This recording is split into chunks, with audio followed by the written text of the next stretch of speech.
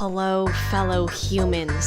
Hey guys, welcome to my channel. My name's Jade and thank you so much for clicking on today's video. Today, we are about to expose the shit out of your new upcoming YouTuber. 1 million subscribers in 3 months by our girl, Joana Ceddia. She's just your other YouTube relatable teenager making comedy, skits, and content.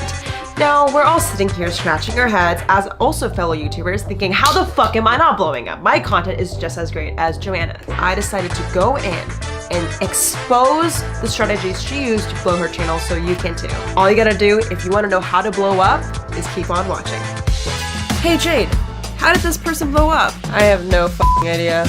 Views, followers, and all that stuff. This is how they blew up. With Jade Dermawongsa. If you're new to this channel, what's up? My name's Jade. Thank you so much for being here. I'm shaking your hand. Please extend your hand too. That's awkward. All right. I'm a 17-year-old entrepreneur who helps you grow on social media.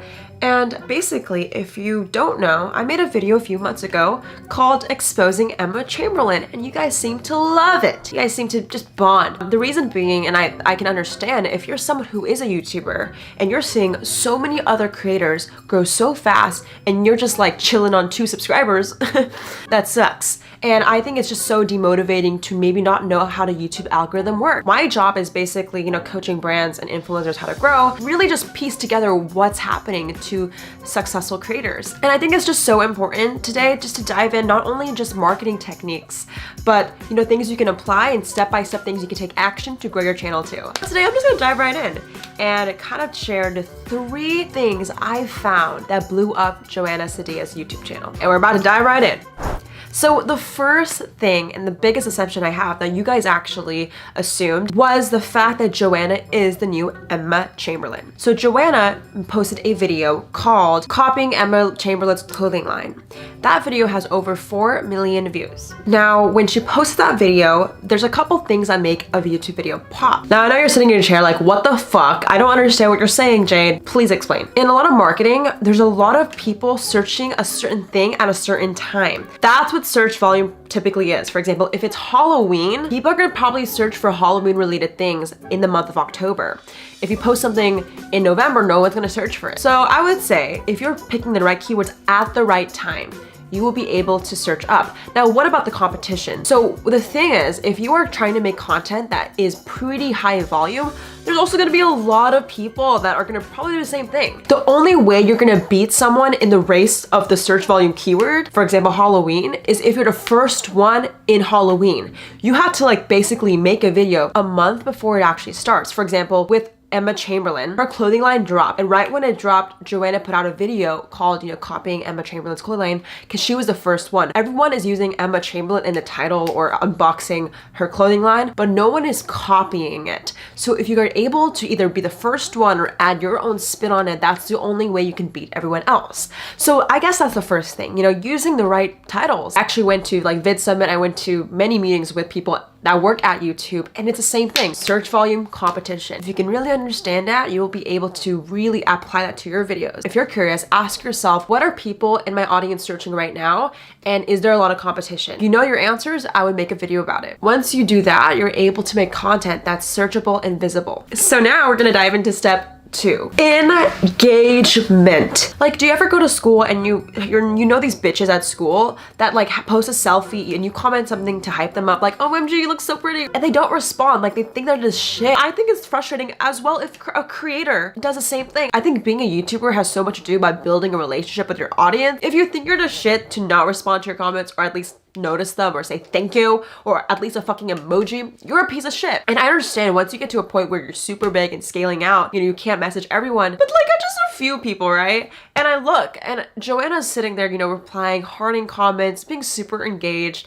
And that's something we should all do as creators. We always have to understand that this is really a friendship, which leads me to the point where if you're able to, once you get step 1, which is competition and keywords, and you were able to get someone's attention and retain it, that's how you get people to subscribe. The subscribe doesn't happen because you get lots of views. The subscribe happens because you're able to show people you fucking care. Okay guys, so we're about to dive in. The most important important technique that Joanna did to grow her channel to 1 million subscribers. Now, this for me is the most important because the last two I've said so many times in my channel. You know, like keyword competition, we get it. Like, Jade, you're supposed to use words that pop. I mean, you always know this, like follow the trends and you'll be cool. Even if you follow step 1 and 2, a lot of you guys are doing that right now and you're like, hey Jade, I'm still not blowing up. Now here is where everything aligns. If you're someone who's a YouTuber or just a follower of Joanna and you're curious to know what happened, I literally went into like scientist mode. I was researching everything, looking at graphs, data, and this is what I found. But before I share the most crucial part of today's video, my parents are freaking wanting me to get lunch with them and I thought I'd take you along. Don't you just hate it when your parents go interrupt you to get some food? I swear in a few minutes we're gonna jump right back into this value.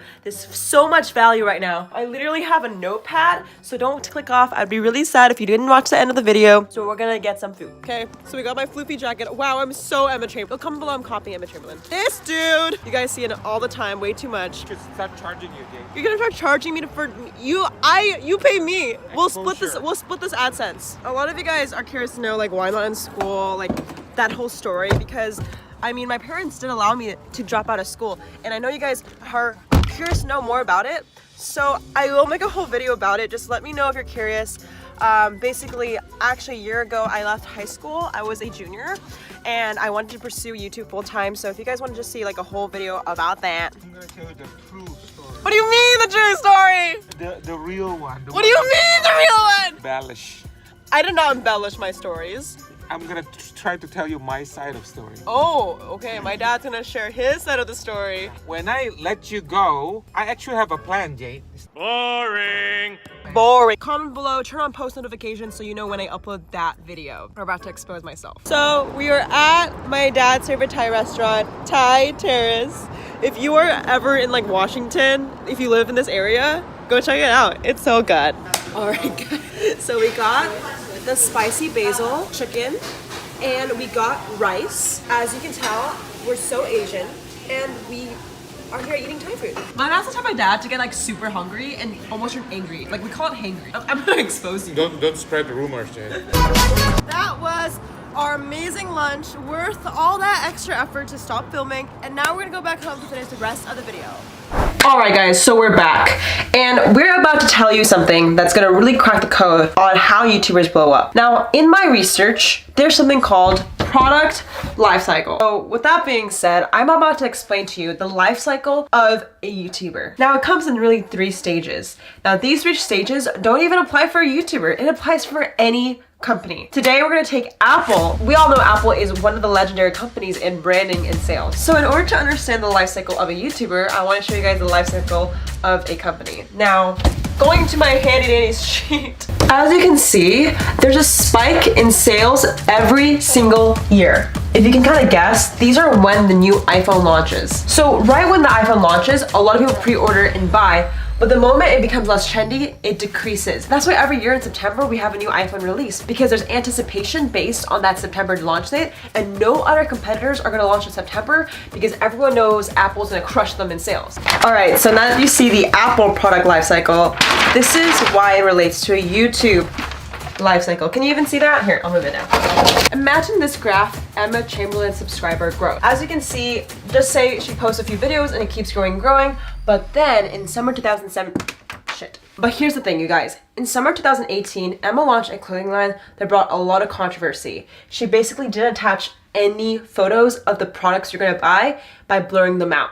So that was really sketchy, and a lot of people made videos backlashing the clothing line. So with that, as Emma Chamberlain's growth stabilized, it kind of looks like this.